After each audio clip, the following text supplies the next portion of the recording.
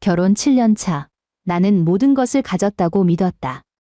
강동구의 34평짜리 아파트, 대기업에서 차장으로 근무하는 남편, 그리고 이제 막 초등학교에 입학한 딸아이까지. 그날 밤 남편이 샤워하러 들어간 사이 그의 휴대폰 화면이 밝게 빛나기 전까지는 말이다.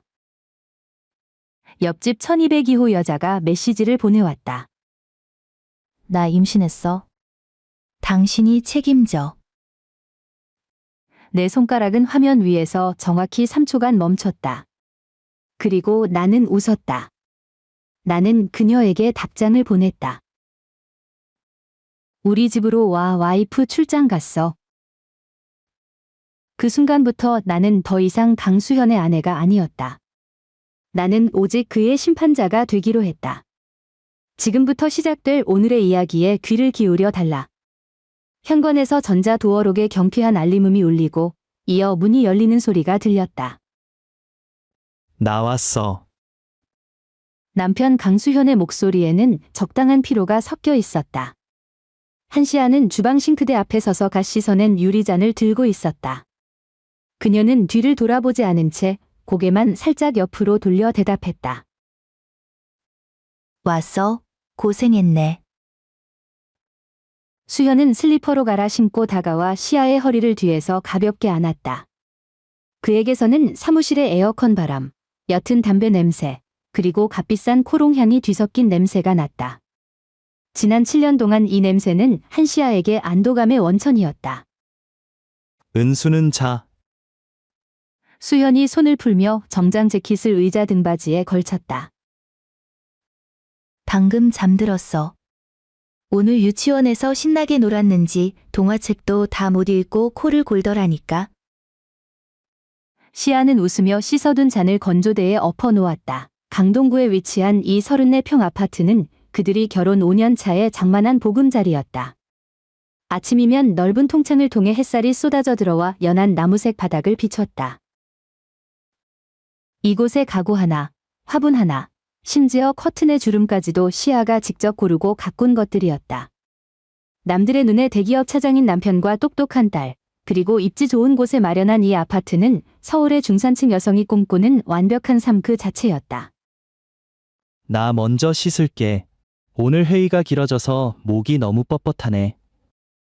수연은 넥타이를 풀며 식탁 위에 휴대폰을 올려두었다. 가요. 따뜻한 물 받아줄게. 아냐, 내가 하면 돼. 욕실에서 곧 시원한 물줄기 소리가 들려왔다. 시아는 식탁 위에 놓인 검은색 휴대폰을 내려다보았다. 최신형 모델인 그 휴대폰의 뒷면에는 흠집 하나 없었다. 강수현은 자신의 삶을 결벽증에 가까울 정도로 관리하는 사람이었다. 그의 체면은 겉모습뿐만 아니라 이런 사소한 디테일에서도 드러났다. 그때였다. 화면이 켜졌다. 정적 속에 놓여있던 휴대폰이 진동하며 짧은 알림음을 냈다. 시아는 소파 위 쿠션을 정리하려 몸을 돌리던 참이었다. 그녀의 시선이 화면에 머물렀다. 화면에는 카카오톡 메시지가 떠 있었다. 발신인의 이름은 관리비 고지서였다. 너무나 평범해서 화면에 오래 머물러도 전혀 의심을 사지 않을 법한 이름이었다. 하지만 팝업창에 뜬 미리 보기 내용은 시아를 그 자리에 얼어붙게 만들었다. 수현 오빠, 임택이 2줄이야. 벌써 8줄에. 당신이 책임진다고 했지? 그 순간 주방의 공기가 통째로 빠져나가는 것 같았다. 시아는 자신의 심장 소리를 들었다. 무겁고 느리게 누군가 고막을 망치로 내려치는 듯한 고동이었다. 욕실의 물소리는 여전히 태연한 리듬으로 들려오고 있었다. 그녀는 비명을 지르지도 욕실로 뛰어들어가 휴대폰을 남편의 얼굴에 던지지도 않았다. 그저 그 문장을 뚫어지게 쳐다보며 화면이 다시 검게 변할 때까지 서 있었다. 손가락이 떨리고 있었다. 시아는 주먹을 꽉 쥐고 차가운 인조 대리석 상판을 눌렀다. 3초. 그녀는 이 사실을 받아들이기 위해 스스로에게 3초의 시간을 주었다. 3초 후, 그녀는 손을 뻗어 그 휴대폰을 집어들었다. 남편의 비밀번호는 이미 알고 있었다. 그는 가족 사이에 비밀이 있어서는 안 된다는 이유로 단 한 번도 비밀번호를 바꾼 적이 없었다. 시아는 한때 그 말에 큰 감동을 받았었지만 지금 생각하니 그것은 훨씬 더 고단위의 위장이었을 뿐이다. 손가락이 화면을 쓸어 넘기자 잠금이 풀렸다. 그녀는 관리비 고지서라는 이름의 대화방을 눌렀다.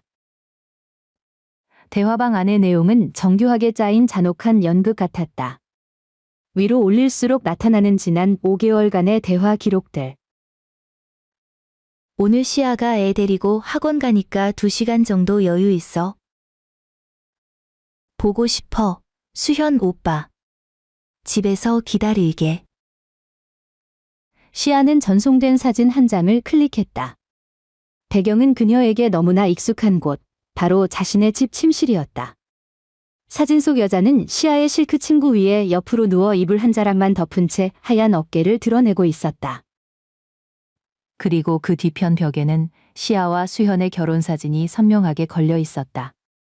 사진 속의 두 사람은 세상을 다 가진 듯 웃고 있었고 그 미소는 지금 휴대폰을 쥐고 있는 시아를 조롱하는 듯했다. 음성 메시지도 있었다. 그녀는 수납장에서 블루투스 이어폰을 꺼내 귀에 꽂고 가장 최근의 파일을 재생했다. 시아가 애 데리고 친정 가는 주에 변호사 만나러 갈 거야. 은성아, 조금만 더 기다려줘. 나도 이런 생활 이제 지긋지긋해. 너랑 함께 할 수만 있다면 난 뭐든 다 버릴 수 있어. 강수현의 목소리였다. 낮고 부드러우며 시아 앞에서는 단 한 번도 보여준 적 없는 절박함과 비굴함이 섞인 목소리. 시아는 위장이 뒤틀리는 기분을 느꼈다. 그녀는 어금니를 꽉 깨물어 목구멍까지 치밀어 오르는 구역질을 참아냈다. 그녀는 재빨리 움직였다. 대화 내용, 사진, 음성 파일들을 하나하나 캡처하고 저장했다. 화면을 두드리는 손가락은 스스로가 무서울 정도로 차분하고 빨랐다. 그녀는 모든 증거를 오랫동안 쓰지 않았던 은밀한 개인 메일함으로 전송했다. 전송이 완료된 것을 확인한 후 보낸 기록과 흔적을 완벽히 삭제했다. 그리고 다시 대화창의 맨 아래로 내려갔다. 그 여자, 1202호 최은성. 시아도 그녀를 알고 있었다. 옆집에 살며 늘 헐렁한 면 원피스를 입고 다니던 조용하고 내성적인 인상의 프리랜서 일러스트레이터. 엘리베이터에서 몇 번 마주칠 때마다 그녀는 예의 바르게 목례를 했고 심지어 은수가 예쁘다며 칭찬까지 하던 여자였다. 시아의 손가락이 자판 위에서 멈췄다. 은성아, 이번 주 금요일에 시아가 애 데리고 친정 가. 우리 집으로 와. 앞으로 일에 대해 확실히 얘기하자. 메시지를 보내자마자 상대방에게서 거의 실시간으로 답장이 왔다. 정말 잘 됐다. 오빠가 좋아하는 간식 준비해 갈게. 수현아, 나 너무 행복해. 시아는 행복이라는 두 글자를 몇 초간 응시하다가 아무런 읽음 표시가 남지 않도록 그 대화 내용을 흔적도 없이 지워버렸다. 그녀는 휴대폰을 식탁 위 원래 있던 자리에 놓았다. 각도와 위치까지 조금 전과 한치의 오차도 없게. 욕실의 물소리가 멎었다. 시아는 이어폰을 빼서 앞치마 주머니에 넣고 냉장고로 걸어가 유리잔에 얼음물을 가득 채웠다. 그녀는 고개를 젖혀 물을 단숨에 들이켰다. 차가운 기운이 식도를 타고 내려가며 터져나오려던 뜨거운 불덩이를 억눌렀다. 문이 열리고 수현이 머리를 말리며 나왔다. 씻고 나온 그는 아주 깨끗하고 상쾌해 보였다. 후, 이제 좀 살겠네. 그는 식탁 의자에 앉으며 자연스럽게 휴대폰을 확인했다. 관리비 고지서가 왔네. 요즘 관리사무소 사람들은 참 부지런도 하지. 이 늦은 시간에 연락을 다 하고. 그는 아무렇지도 않게 투덜거렸다.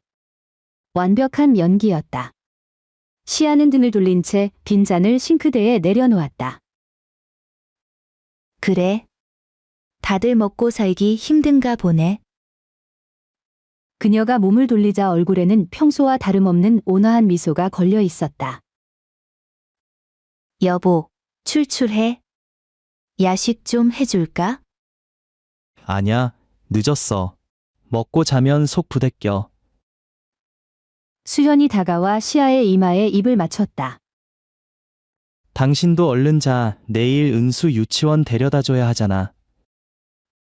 응, 그래야지. 침실로 걸어 들어가는 수현의 뒷모습을 보며 시아의 눈동자에서 온기가 순식간에 사라졌다. 다음 날 아침 7시 주방에는 구수한 된장찌개 냄새가 퍼졌다. 시아는 단정한 앞치마 차림으로 능숙하게 달걀 프라이를 하고 있었다. 팬 위에서 기름이 톡톡 튀는 소리가 들렸다. 은수야, 얼른 세수해. 엄마가 좋아하는 달걀 프라이 해놨어. 시아가 안방 쪽을 향해 소리쳤다. 알았어요. 딸아이의 앳된 목소리가 들려왔다. 수현은 셔츠 단추를 채우며 거실로 나왔다. 오늘은 짙은 남색 정장을 입어 아주 깔끔하고 유능한 인상을 주었다. 그는 식탁에 앉아 정갈하게 차려진 밑반찬과 된장찌개를 보며 만족스럽게 고개를 끄덕였다. 역시 집밥이 최고야. 그는 숟가락을 들어 국물을 한 입 떠먹었다.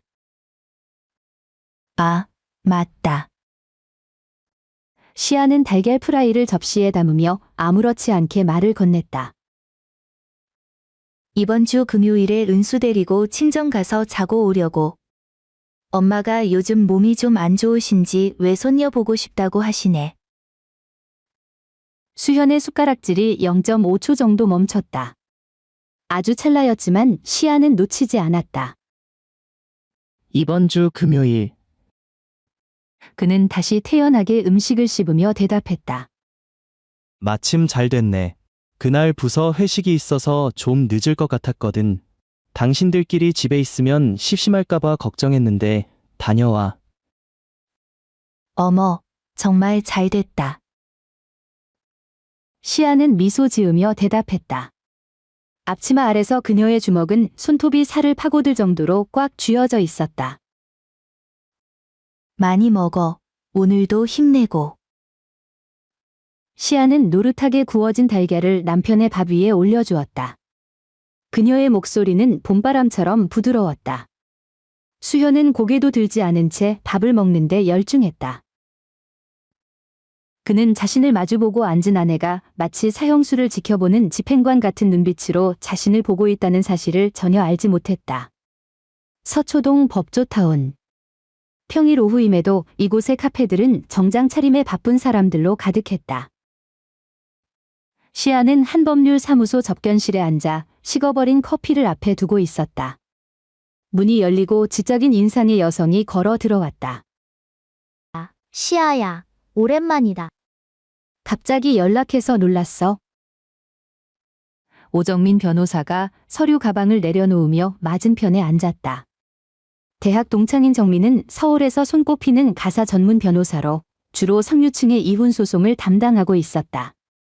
시아는 긴 인사를 생략하고 가방에서 USB를 꺼내 정민 앞으로 밀어 넣었다. 정민아, 부탁할 일이 있어? 정민은 눈썹을 치켜세우며 USB를 노트북에 꽂았다. 화면 위로 캡처 사진과 영상들이 지나갈수록 정민의 표정은 점점 굳어졌다. 5분 후, 그녀는 노트북을 덮고 시아를 바라보았다. 강수연 차장? 업계에서 공처가로 소문난 그 남편이? 정민이 헛웃음을 지었다. 남자들 연기력은 정말 타고나는구나. 지금 소송하면 내가 뭘 가질 수 있는지 알아야겠어. 시아의 목소리는 평온했다. 너무 침착해서 정민이 오히려 의외라는 표정을 지을 정도였다. 우리나라 민법 제840조에 따르면 배우자의 부정한 행위는 명백한 이혼 사유야. 정민은 안경을 고쳤으며 전문적인 태도로 돌아왔다. 내가 가진 증거는 아주 완벽해. 지속적인 외도, 심지어 본인 집에서의 부적절한 행위들. 위자료 액수를 높이는데 결정적인 것들이지. 보통 이 정도면 위자료로 5천만 원 이상 청구할 수 있어. 정민이 화면의 한 부분을 가리켰다. 만약 상대가 임신했고 남편이 본인 아이라는 걸 대화에서 인정했다면 이건 가정에 대한 완벽한 배신으로 간주돼. 위자료가 2배로 뛸 수도 있어. 하지만 가장 중요한 건 재산 분할이야. 집은 어떻게 돼? 시아가 물었다. 강동구 아파트 시세가 20억 원 정도 하지? 정민이 기록을 확인했다. 집 살 때 명의는 강수현이었지만 아까 내가 말했듯이 내 혼전 자금이 들어갔잖아. 응. 출판사 다니면서 5년간 모은 돈이랑 부모님이 주신 혼수 자금 다 넣었어. 초기 자금의 60% 정도 될 거야. 그럼 유리해. 자금 출처만 입증하면 남편이 유책 배우자인 점까지 고려해서 재산의 60%, 아니 70% 이상도 가져올 수 있어. 정민이 시아를 똑바로 쳐다봤다. 시아야, 정말 할 수 있겠어? 소송 시작하면 되돌릴 수 없어. 정민아. 시아는 고개를 들어 흔들림 없는 눈빛으로 대답했다. 내게 돌아갈 길 같은 게 남아 있다고 생각해? 법률사무소를 나온 시아는 집으로 향하지 않았다. 그녀는 용산의 한전자 상가로 향했다. 밝은 조명 아래 첨단 기기들이 가득한 매장에서 그녀는 몇 군데를 둘러보다 보안 장비를 전문으로 취급하는 곳 앞에 멈춰 섰다. 찾으시는 거 있으세요? 주인이 기민한 눈빛으로 물었다. 피놀 카메라 2대 주세요. 최대한 안 보이는 걸로요. 스마트폰 앱으로 실시간 확인 가능해야 하고 녹음기도 하나 주세요. 수신 성능 좋고 12시간 이상 연속 녹음되는 걸로. 주인은 모든 것을 이해했다는 듯 미소 지으며 카운터 아래에서 상자들을 꺼냈다. 이 카메라는 어디든 숨기기 좋고 와이파이만 있으면 됩니다. 이 녹음기는 그냥 볼펜처럼 생겨서 식탁 위에 둬도 아무도 몰라요. 시아는 무표정한 얼굴로 카드를 내밀었다. 집에 도착하니 오후 4시였다. 은수는 유치원에 있었고 수현은 아직 퇴근 전이었다. 시아는 현관문을 걸어 잠그고 집 안을 살피기 시작했다. 그녀는 거실 한복판에 서서 주위를 둘러보았다. 이곳은 그녀의 영토였으나 지금은 더러운 흔적들로 오염되어 있었다. 그녀는 사다리를 가져와 거실 장식장 옆 화병에서 조화를 꺼냈다. 그 꽃잎 사이에 미세한 카메라를 교묘히 숨겨 넣었다. 각도를 조절하자 렌즈는 정확히 소파와 현관을 비췄다. 두 번째 카메라는 안방 옷장 위 수납함 옆면에 숨겼다. 평소 누구의 손도 닿지 않지만 침대 전체를 내려다볼 수 있는 위치였다. 마지막으로 녹음기였다. 그녀는 강력 테이프를 이용해 식탁 밑으로 기어들어가 테이블 안쪽 가장자리에 녹음기를 단단히 고정했다. 그녀는 휴대폰 앱을 켜서 테스트를 시작했다. 화면은 선명했다. 거실 구석구석, 카페 위의 문양까지 보였다. 소리도 깨끗했다. 복도를 지나가는 이웃의 발소리까지 들릴 정도였다. 모든 준비를 마친 그녀는 소파에 앉아 한참을 가만히 있었다. 현관에서 번호키 누르는 소리가 들리고서야 그녀는 재빨리 휴대폰을 챙기고 온화한 표정으로 가면을 바꿨었다. 엄마. 다녀왔습니다. 은수가 제비처럼 달려와 그녀의 품에 안겼다. 어머, 우리 강아지 왔어? 시아는 딸의 볼에 입을 맞췄다. 하지만 그녀의 눈 깊은 곳에는 차가운 서늘함이 서려 있었다. 수요일 오후. 시아는 주방에서 유자차를 끓이고 있었다. 노란 유자 껍질이 보글보글 끓어오르며 달콤한 향기를 내뿜었다. 그녀는 완성된 유자차를 예쁜 유리병에 담고 고운 리본까지 묶었다. 그리고 집을 나서 1202호 문 앞에 섰다. 심호흡을 한 번 하고 그녀는 초인종을 눌렀다. 띵동. 안에서 급한 발소리가 들리더니 문이 조금 열렸다. 최은성의 청순한 얼굴이 나타났다. 시아를 보는 순간 그녀의 눈동자가 눈에 띄게 흔들렸고 문고리를 잡은 손가락에 힘이 들어갔다. 한시아 씨? 은성의 목소리가 미세하게 떨렸다. 은성 씨, 안녕하세요. 시아는 이웃집 여자에게 보낼 수 있는 가장 화사한 미소를 지었다. 갑자기 찾아와서 놀랐죠? 옆집 사는 사람인데 진작 인사드린다는 게 이제야 오네요. 그녀는 유자차 병을 들어 보였다. 제가 직접 만든 유자차인데 좀 맛보시라고요. 일러스트레이터라고 들었는데 우리 딸이 그림 그리는 걸 정말 좋아하거든요. 나중에 조언 좀 부탁드려도 될까요? 은성은 멍한 표정이었다. 시아가 이런 태도로 나올 줄은 꿈에도 몰랐을 것이다. 그녀는 거절하면 더 의심을 살까봐 억지 미소를 지으며 문을 열었다.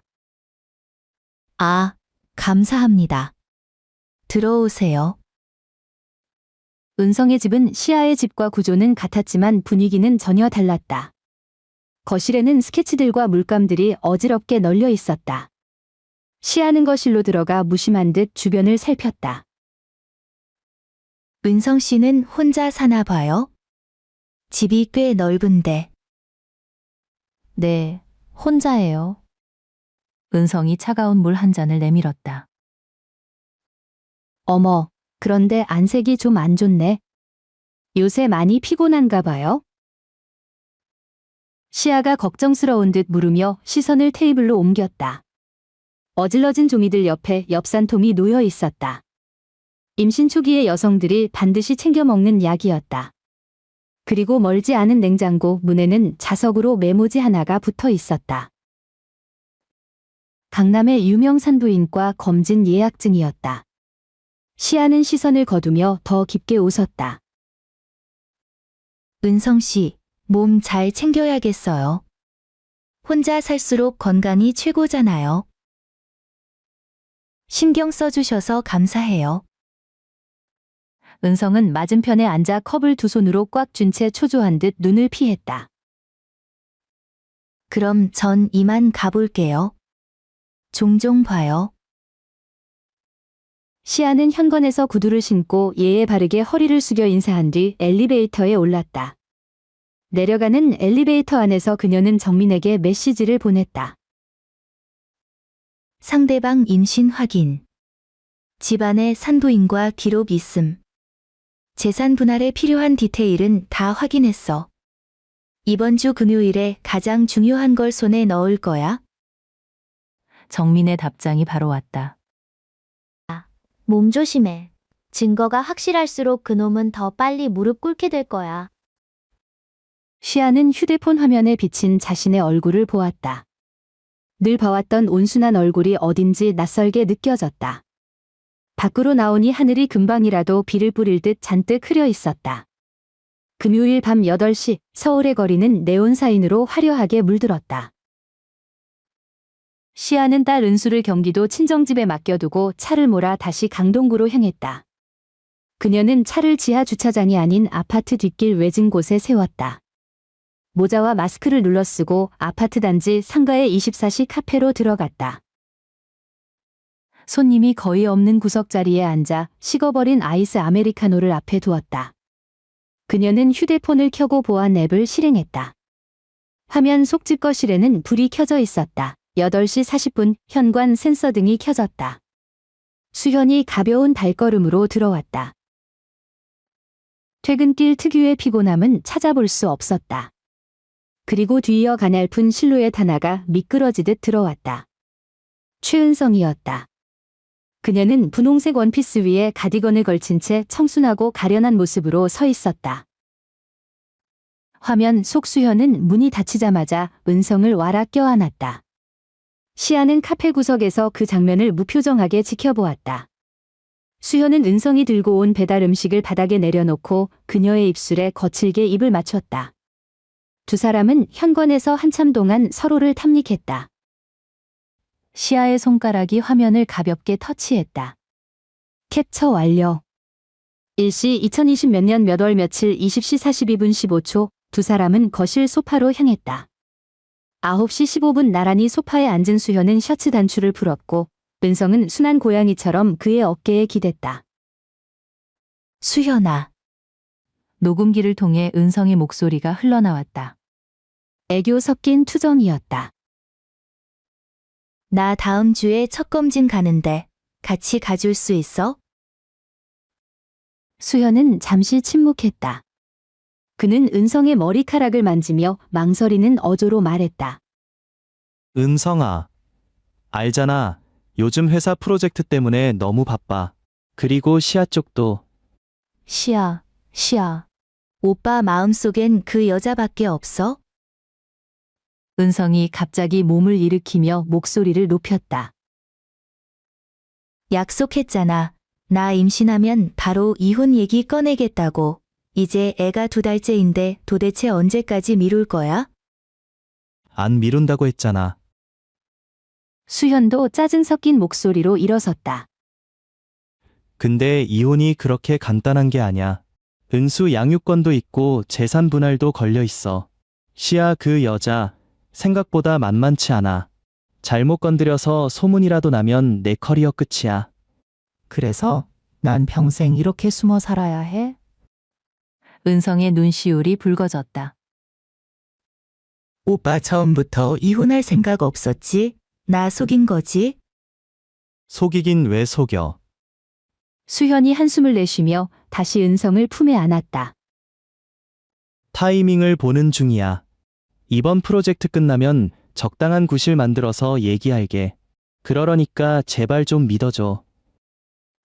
소파 위에서 두 사람의 다툼과 화해, 그리고 역겨운 신음 섞인 애정 행각이 이어졌다. 시아는 카페 구석에서 그 모든 것을 보고 들었다. 녹음기는 그들의 모든 말과 거친 호흡을 하나도 빠짐없이 기록했다. 그녀는 오히려 웃음이 났다. 이게 바로 그녀가 7년 동안 사랑했던 남자다. 다른 여자 앞에서 자신의 아내를 만만치 않은 상대로 묘사하며 계산기를 두드리는 비겁한 인간. 새벽 1시, 최은성이 집을 떠났다. 수현은 그녀를 배웅하고 돌아와 소파에 길게 누워 담배를 피웠다. 그의 눈에는 탐욕과 불안이 동시에 서려 있었다. 담배를 다 피운 그는 먹다 남은 치킨 상자와 맥주 캔들을 대충 비닐봉지에 담아 주방 구석에 던져두고는 안방으로 들어갔다. 30분 후, 시아는 자리에서 일어났다. 그녀는 CCTV를 피해 뒷문으로 아파트에 들어섰다. 도어록이 가볍게 찰컥 소리를 냈다. 집 안에는 낯선 향수 냄새가 맴돌고 있었다. 최은성의 냄새였다. 시아는 불을 켜지 않았다. 달빛에 의지해 주방으로 걸어갔다. 쓰레기통 옆 비닐봉지가 보였다.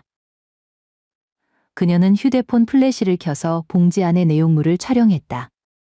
2벌의 젓가락, 2캔의 맥주. 그녀는 거실 소파로 갔다. 흐트러진 소파 쿠션 위에서 자신의 것이 아닌 긴 머리카락 몇 가닥을 발견했다. 그녀는 허리를 숙여 머리카락을 조심스럽게 집어 지퍼백에 담았다. 모든 확인을 마친 후에야 그녀는 겉옷을 벗고 욕실로 들어갔다. 침실로 들어가니 수현은 이미 깊이 잠들어 있었다. 평온한 코골이 소리가 들렸다. 아주 숙면을 취하는 모양이었다. 시아는 이불 한쪽을 들치고 침대 끝에 누웠다.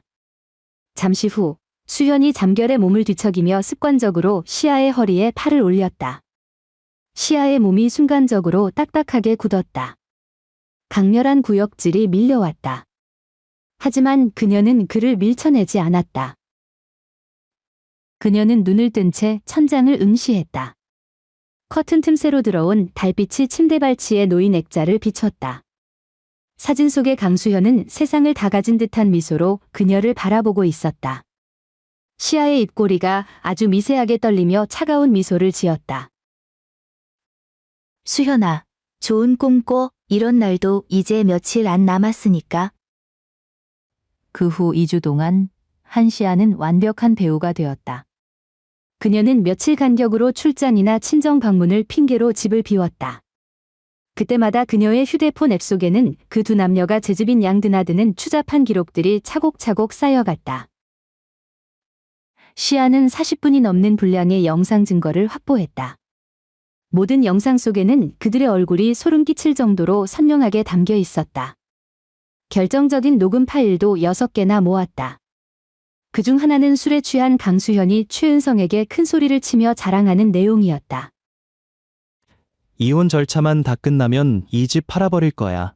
그 다음엔 분당 쪽에 큰 펴깅수로 옮기자고. 시아, 그 멍청한 여자는 아마 지금까지도 내가 세상에 둘도 없는 성실한 남편인 줄 알고 있을걸? 그 말에 최은성이 콧소리를 섞어가며 맞장구를 쳤다. 어머, 정말? 듣고 보니 그 여자 참 미련하긴 하네. 뭐, 덕분에 우리가 이렇게 대범하게 같이 있을 수 있는 거니까 고맙다고 해야 하나?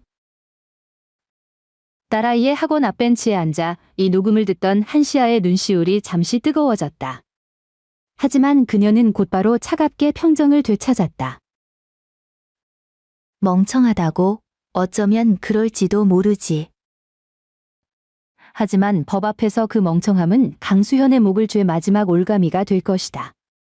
시아는 모든 영상과 녹음, 사진들을 시간 순서대로 정리해 하나의 폴더를 만들었다. 폴더의 이름은 관리비 결산이라고 붙였다. 그리고 그 폴더를 오정민 변호사에게 전송했다. 정민아, 이제 시작해도 돼. 잠시 후 정민에게서 짧고 간결한 답장이 도착했다. 알았어. 3주차 월요일. 한시아는 정갈하게 재단된 짙은 회색 정장을 차려입었다. 긴 머리는 망을 이용해 단정하게 묶어 올렸고 화장은 평소보다 조금 더 세밀하게 공을 들였다. 거울 속의 그녀는 배신당한 아내라기보다는 중요한 비즈니스 협상을 앞둔 전문 경영인처럼 보였다. 그녀는 차를 몰아 강수현이 근무하는 대한건설본사로 향했다. 남편을 바로 찾아가는 대신 그녀는 누군가에게 전화를 걸었다. 네, 김 상무님. 저 수현씨 처 한시아입니다. 갑자기 연락드려 죄송해요. 전화 상대인 김상무는 강수현의 직속 상사로 사내에서 막강한 영향력을 가진 인물이었다. 아이고, 한시아 씨, 어쩐 일로 전화를 다 주셨습니까? 강 차장은 지금 사무실에 있어요. 네, 알고 있습니다.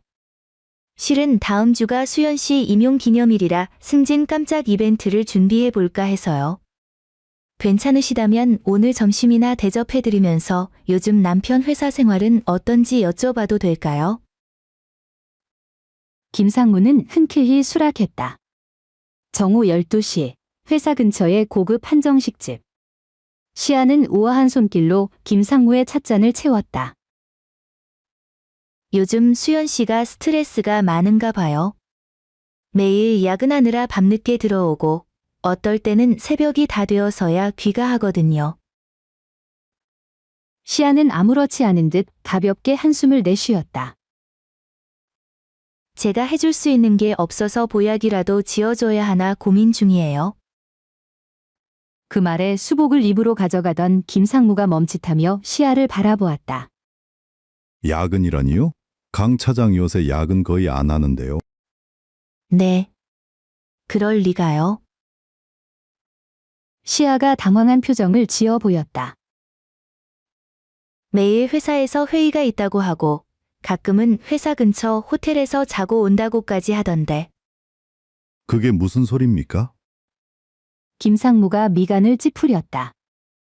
요즘 프로젝트 마무리 단계라 다들 6시면 칼같이 퇴근해요. 난 강 차장이 집에서 기다리는 처자식 생각해서 일찍 들어가는 줄 알고 며칠 전엔 가정적인 남자라고 농담까지 했는걸요. 시아는 입을 다물었다. 그녀의 얼굴은 순식간에 창백해졌고 눈동자에는 적당한 당혹감과 상처받은 기색이 스쳐 지나갔다. 그렇군요. 제가 착각했거나 아니면 밖에서 다른 비즈니스 미팅이 있었나 보네요. 그녀는 고개를 숙여 눈 밑에 어린 냉소적인 빛을 감추었다. 식탁 아래에서는 녹음기가 조용히 돌아가고 있었다. 이 대화는 강수현의 사내 평판을 단숨에 무너뜨릴 치명적인 일격이 될 것이다. 대한건설은 유독 전통과 엄격한 도덕성을 강조하는 기업 문화를 가졌기에 고위직의 도덕적 결함은 결코 용납되지 않는 곳이었다. 한시아 씨, 괜찮으세요? 김상무가 걱정스럽게 물었다. 괜찮습니다. 상무님. 제가 요즘 너무 예민했나 봐요. 오늘 일은 수연 씨에게 절대 비밀로 해주세요. 제가 남편 뒷조사나 하는 사람처럼 보이고 싶지는 않거든요. 걱정 마세요. 무슨 뜻인지 잘 알겠습니다. 식당을 나온 시아는 쏟아지는 햇살 아래서 깊은 숨을 들이켰다. 첫 번째 발판은 완벽하게 다져졌다. 토요일 오후 강동구의 아파트에 모럼처럼 손님들이 모여 북적였다. 시아는 남편의 부모님인 시아버지 강대식 씨와 시어머니 조정숙 씨를 초대했다. 물론 자신의 친정엄마도 함께였다. 명분은 아버님의 칠순잔치를 앞두고 가족들이 모여 축하 방식을 의논하자는 것이었다. 소파에 앉은 강수현은 어딘가 넋이 나간 사람처럼 보였다. 최근 최은성과의 관계가 이른바 권태 섞인 불안기에 접어들면서 두 사람의 말다툼이 눈에 띄게 늘어난 탓이었다. 시아야, 내가 참 고생이 많다. 이렇게 살뜰하게 챙겨주니 고마울 따름이야. 상석에 앉은 시어머니 조정숙 씨가 찻잔을 들며 흐뭇해했다. 수연이가 워낙 바쁘니까 집안일은 내가 다 도맡아 하는구나. 당연히 해야 할 일인걸요, 어머니. 시아는 고분고분하게 대답하며 시어머니의 잔에 따뜻한 물을 채웠다. 수연 씨가 요즘 회사에서도 인정받고 있어서 저도 기쁜 마음으로 준비했어요. 시아버지 강대식 씨도 굵직한 목소리로 거들었다. 수연아, 시아 같은 며느리 얻은 건 내 전생의 복이다. 너 앞으로 더 잘해야 한다. 알겠느냐? 수현은 어색하게 웃으며 고개를 끄덕였다. 그러며 아버지, 잘 알고 있습니다. 식탁 위에는 정성 가득한 요리들이 차려졌다. 시아는 연신 시부모님의 접시에 음식을 덜어주었고 분위기는 더할 나위 없이 화기애애해 보였다. 하지만 식사가 거의 끝나갈 무렵 시아는 갑자기 젓가락을 내려놓고 가방에서 태블릿 PC를 꺼냈다. 참, 아버님, 어머님. 잔치 의논하기 전에 제가 꼭 보여드려야 할 게 있어요. 그녀의 목소리는 크지 않았지만 거부할 수 없는 힘이 실려 있었다. 순식간에 대화가 끊기고 정적이 감돌았다. 강수현이 고개를 들어 시아를 바라보았다. 그의 심장 밑바닥에서 불길한 예감이 치밀어 올랐다. 보여줄 게 뭔데 그렇게 정색을 하니? 시어머니가 웃으며 물었다. 시아는 대답 대신 태블릿을 조작해 거실에 있는 대형 텔레비전의 화면을 연결했다. 화면이 켜지자 익숙한 거실 풍경이 나타났다. 바로 지금 자신들이 앉아 있는 이 집의 거실이었다. 화면 속에서 강수현과 최은성이 소파에 엉겨붙어 뜨겁게 입을 맞추고 있었다. 수현아, 오빠네 와이프는 정말 바보인가 봐. 어떻게 아무것도 모를 수가 있지? 최은성의 간드러지는 목소리가 정적을 뚫고 거실에 울려 퍼졌다. 이어 강수현의 목소리가 들려왔다. 시아 그 여자? 미련한 건 알아줘야지. 뭐 덕분에 우리가 이렇게 편하게 만나는 거니까 다행이라고 해야 하나. 탁, 시아버지의 손에서 젓가락이 미끄러져 마루바닥에 떨어졌다. 시어머니 조정숙 씨의 얼굴은 순식간에 흑빛으로 변했다. 그녀는 경련을 일으키듯 파르르 떨리는 입술로 화면을 뚫어지게 응시했다. 강수현은 용수철처럼 튀어 일어났다. 그 반동으로 의자가 뒤로 넘어지며 콱콱하는 굉음을 냈다. 한시야, 너 지금 이게 뭐 하는 짓이야? 그는 절규하듯 소리를 질렀다. 벼랑 끝에 몰린 짐승 같은 모습이었다. 시아는 자리에 앉은 채 그를 단 한 번도 쳐다보지 않았다. 그녀는 조용히 영상을 끄고 가방에서 두툼한 서류 봉투를 꺼내 식탁 한가운데에 놓았다. 강수현. 그녀가 처음으로 그의 이름을 낮게 불렀다. 감정이 메마른 소름 끼치도록 차가운 목소리였다. 변호사가 작성한 이혼 합의서야. 재산 분할안과 위자료 청구서가 포함되어 있어. 그녀는 고개를 들어 경악에 휩싸인 강수현의 얼굴을 서늘하게 훑었다. 이제 내 앞에는 두 가지 선택지가 있어. 시아의 목소리가 수술칼처럼 날카롭게 거실을 파고들었다. 첫 번째, 이 합의서에 서명해.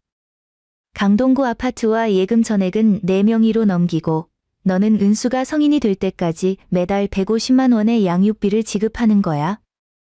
그리고 위자료로 8천만 원을 내놓아. 강수현은 입을 벌린 채 거친 숨을 내뱉었다. 분노와 공포로 이마에 핏대가 솟구쳤다. 그는 태블릿 속에서 여전히 반복 재생되고 있는 그 추잡한 장면들을 바라보았다.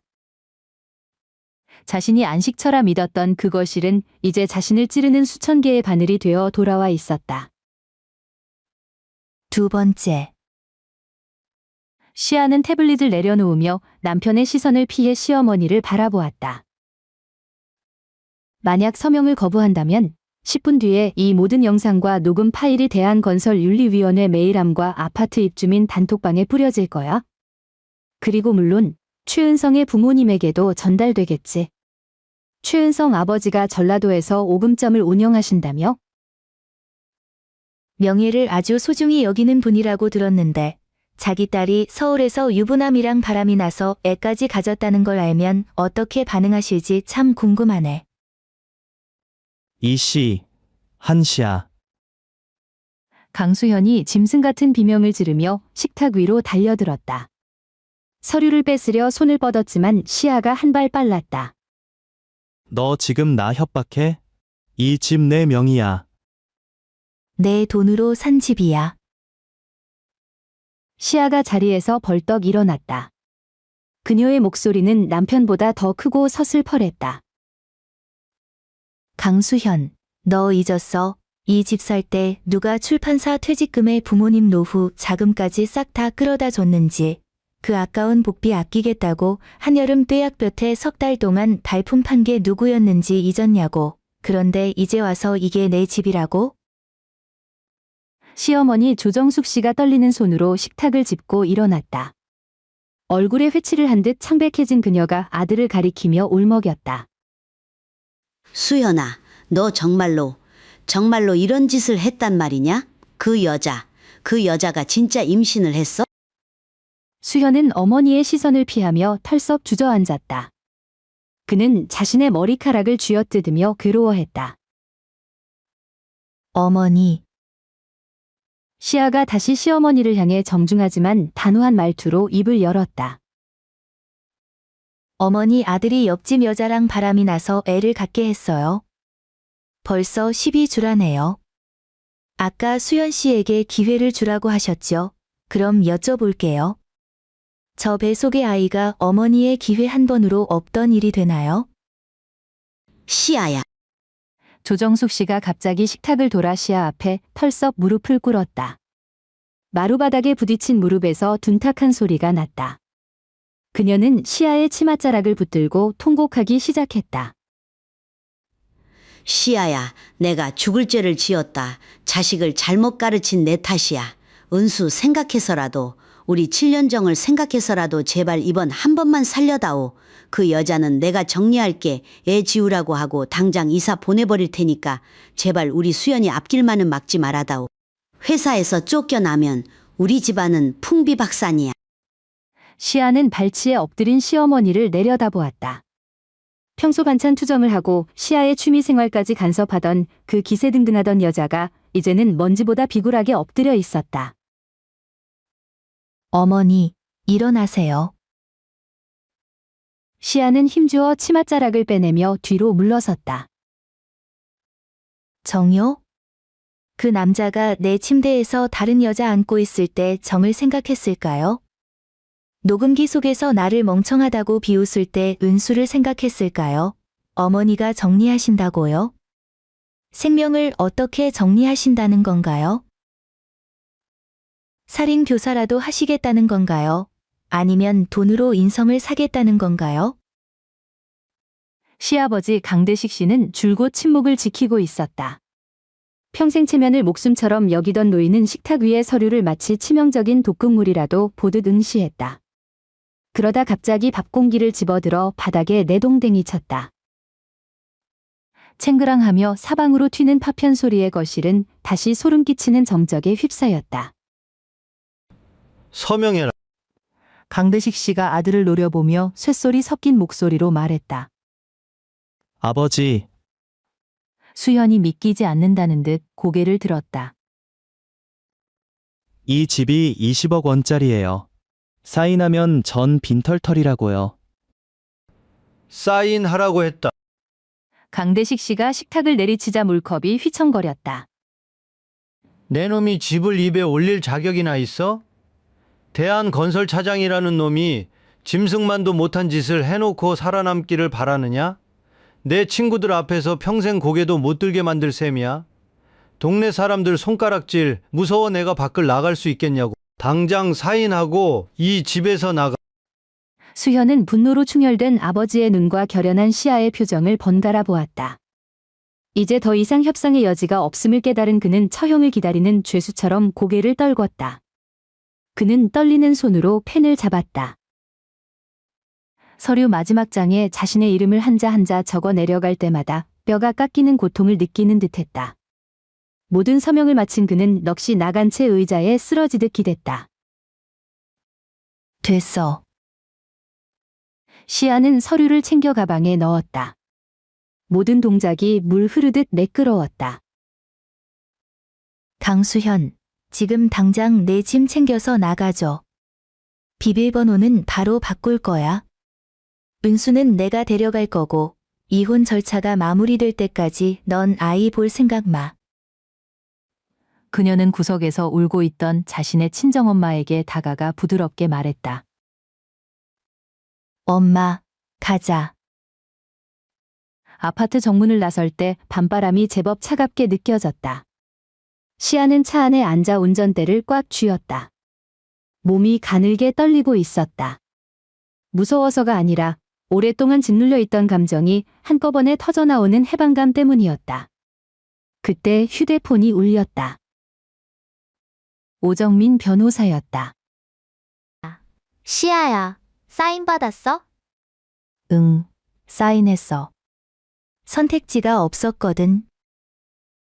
잘했어. 내일 오전 10시에 서류 들고 사무실로 와. 남은 절차는 내가 확실히 처리할게. 그리고 이제 판이 벌어졌으니 절대 마음 약해지지 마. 바로 재산 가압류 신청 들어갈 거야. 고마워, 정민아. 고맙긴. 이건 다 내가 마땅히 찾아야 할 권리야. 통화를 끝낸 시아는 바로 차를 출발시키지 않았다. 그녀는 창밖으로 고개를 들어 1201호를 올려다보았다.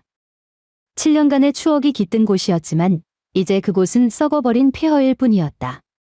시동을 걸려는 찰나 차창 밖으로 낯익은 그림자가 나타났다. 최은성이었다. 집안의 소란을 듣고 숨어서 지켜보고 있었던 모양이었다. 그녀는 광기 어린 눈빛으로 차 앞을 가로막았다. 시아는 시동을 끄고 차 밖으로 나갔다. 한시아 씨. 최은성이 달려들듯 다가왔지만 시아는 가볍게 몸을 피했다.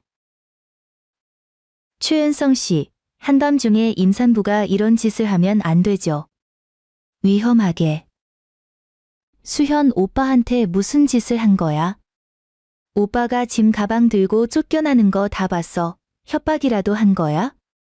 당신 정말 독한 여자네.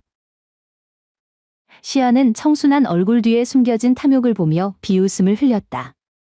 그녀는 가방에서 합의서 복사본을 꺼내 최은성의 가슴팍에 던졌다. 최은성 씨, 그렇게 사랑하는 오빠라면 이 서류나 똑똑히 읽어봐요. 이제 강수현은 대한건설 차장도 아니고 20억 원짜리 아파트 주인도 아니야. 가진 돈은 한 푼도 없고 유책 배우자라 앞으로 10년 동안 버는 돈은 전부 내 위자료랑 양육비로 나가게 될 거야. 은성은 떨리는 손으로 종이를 주워 읽어 내려갔다. 그녀의 안색은 종이보다 더 하얗게 질려갔다. 아니야?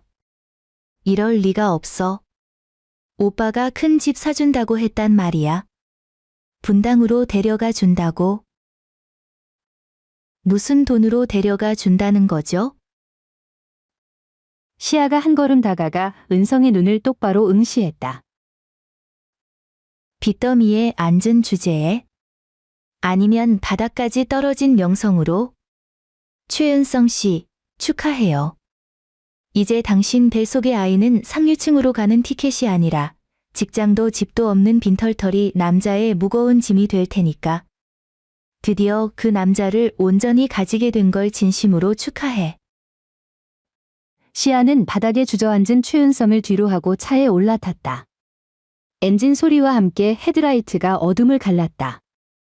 그녀는 뒤도 돌아보지 않고 그 지옥 같은 곳을 빠져나왔다.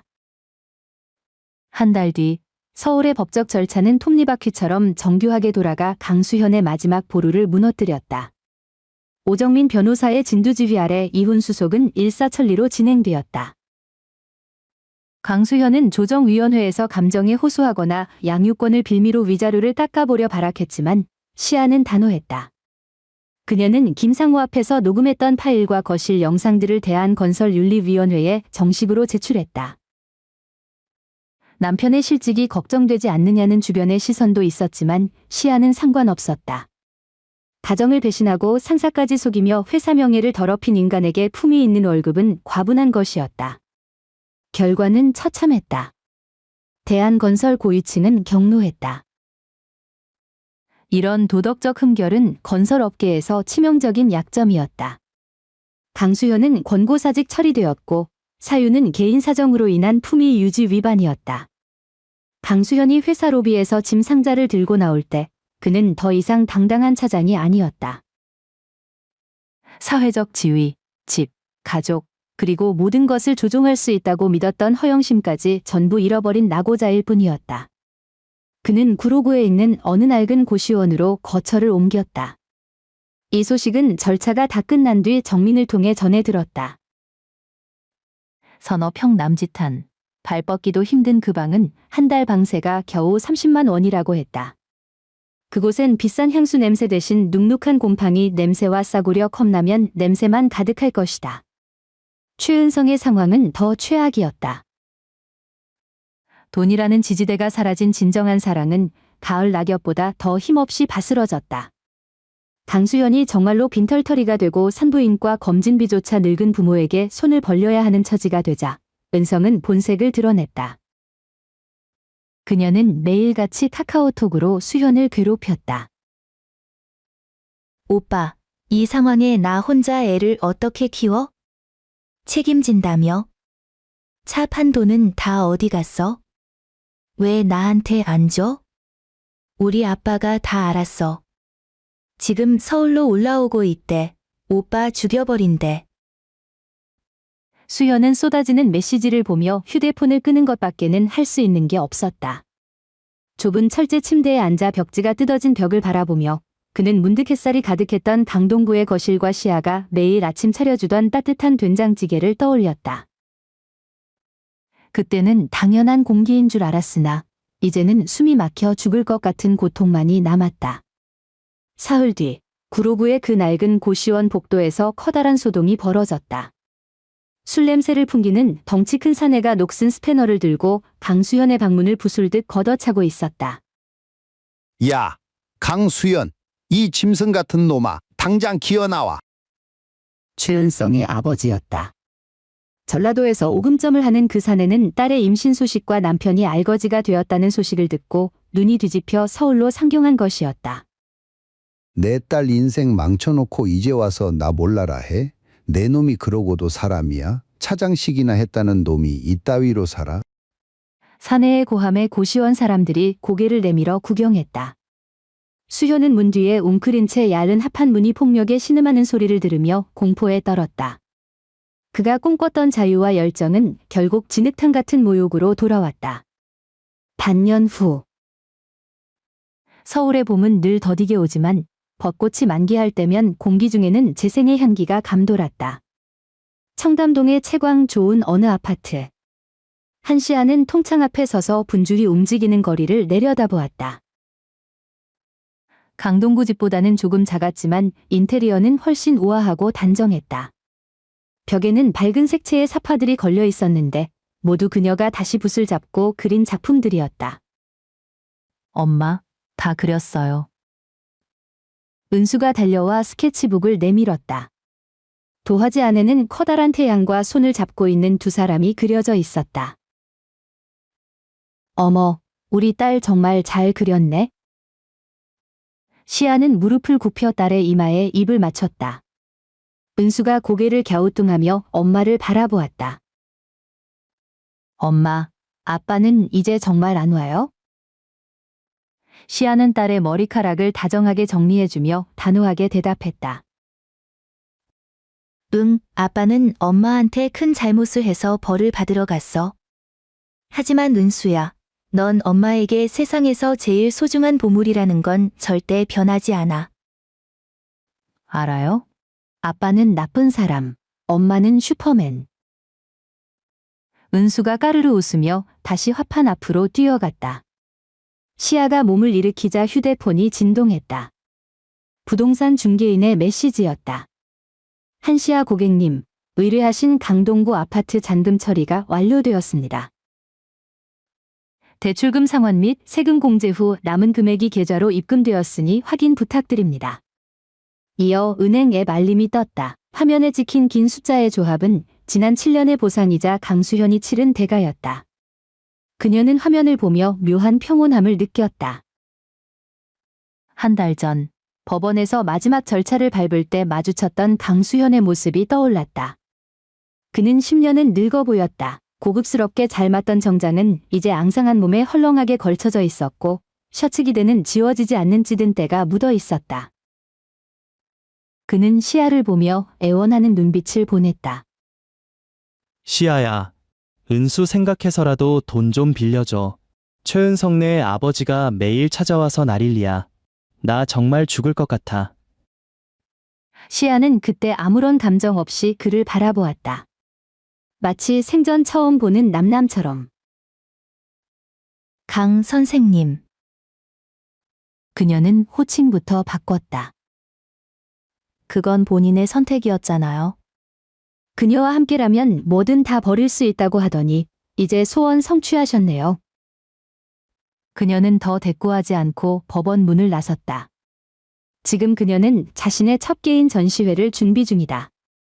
된장찌개 냄새와 집안일에 묻혀있던 재능이 캔버스 위에서 화려하게 되살아나고 있었다. 식어버린 찬물을 비워내고 그녀는 유리잔에 시원한 얼음물을 가득 채웠다. 차가운 기운이 목을 타고 내려가자 머릿속이 맑아졌다. 그녀는 테라스로 나갔다. 뉘엿뉘엿지는 노을이 서울 시내를 화려한 금빛으로 물들이고 있었다. 결혼식 날, 강수현이 그녀의 손을 잡고 신부 앞에서 맹세하던 장면이 떠올랐다. 기쁠 때나 슬플 때나 평생 지켜주겠다던 그 말, 그때는 정말 그 말을 믿었었다. 하지만 이제 안다. 삶은 누군가 지켜주는 것이 아니라는 것을. 그녀는 테라스 한쪽에 놓인 호피란 화분을 쓰다듬었다. 새 집으로 이사 오던 날 자신에게 준 선물이었다. 많은 보살핌 없이도 척박한 땅에서 가장 단단한 잎을 틔우는 식물. 그때 휴대폰에 익명으로 사진 한 장이 도착했다. 사진 속 강수현은 싸구려 작업복 차림으로 길가에 주저앉아 다 마른 김밥을 씹고 있었다. 그의 뒤편으로 그가 열망했으나 이제는 돌아갈 수 없는 화려한 도심의 불빛이 흐릿하게 보였다.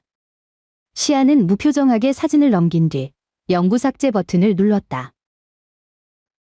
승리를 확인하기 위해 이런 추잡한 기록을 남겨둘 필요는 없었다. 그녀의 승리는 은수의 웃음소리에, 다시 쥔 붓 끝에, 그리고 자신만이 누리는 이 깨끗한 햇살 속에 적혀 있었다. 그녀는 휴대폰을 내려놓고 화판으로 향했다.